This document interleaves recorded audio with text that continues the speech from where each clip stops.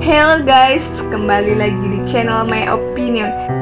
Tahukah Anda hari apa sekarang? Yaps, betul, hari Selasa. Tapi tahukah hari ini merupakan hari spesial loh, yaitu Hari Air Sedunia. Kenapa ya ada peringatan Hari Air Sedunia? Sampai spesial itu ke air? Yuk kita bahas tentang air. Sejarah adanya peringatan Hari Air Sedunia, World Water Day, diperingati setiap tanggal 22 Maret.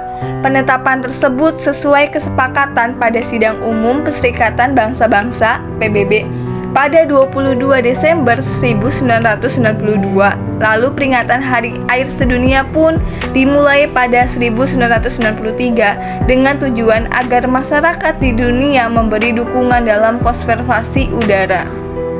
Air sangat bermanfaat sekali untuk kehidupan, karena setetes air bernilai lebih dari sekarung emas untuk orang yang haus.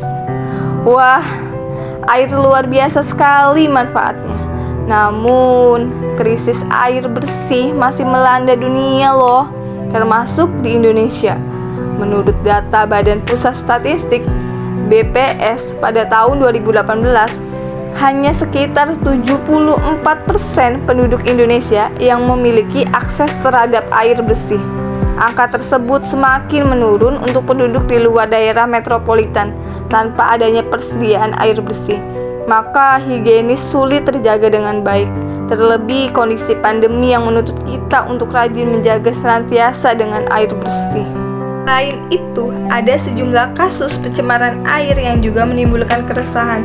Dampaknya tidak hanya merugikan manusia saja, tetapi makhluk hidup lain seperti flora dan fauna. Wah, ternyata pencemaran air membahayakan kita ya guys. Lalu, apa saja yang kita lakukan agar pencemaran air tidak makin parah? Ada istilah pepatah, mencegah lebih baik daripada mengobati. Yuk kita bahas, kenali dampak pencemaran air dan bagaimana cara menanggulanginya. Banjir merupakan suatu bencana alam yang sering terjadi di Indonesia akibat banyaknya volume air yang tidak dapat tertampung sehingga merendam daratan bahkan pemukiman warga. Di awal tahun 2021 sampai 2022 pun banjir bandang menerjang saudara kita di Jakarta, Bekasi, Karawang, Kalimantan, bahkan di Cirebon.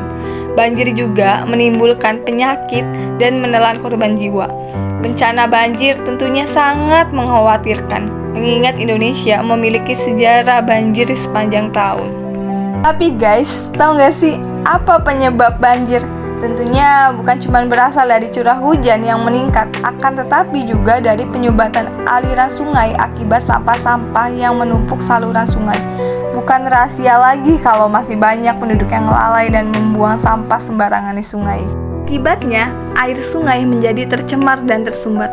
Oleh karena itu, untuk mencegah hal tersebut kita perlu melakukan upaya pencegahannya dengan seperti melakukan 3R, reduce, reuse, dan recycle.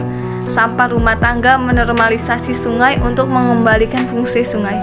Membuat dan mengembalikan fungsi reduce, membuat biopori, dan yang terakhir membuat ruang terbuka hijau. Upaya tersebut diharapkan dapat dilakukan oleh pemerintah dan juga warga agar terjaganya air yang bersih dan sehat. Kita juga dapat berkontribusi dengan cara sederhana seperti tidak membuang sampah sembarangan di saluran air, menanam pohon di sekitar rumah, dan membuat saluran air yang baik. Wah, ayo kita mencegah sebelum mengobati.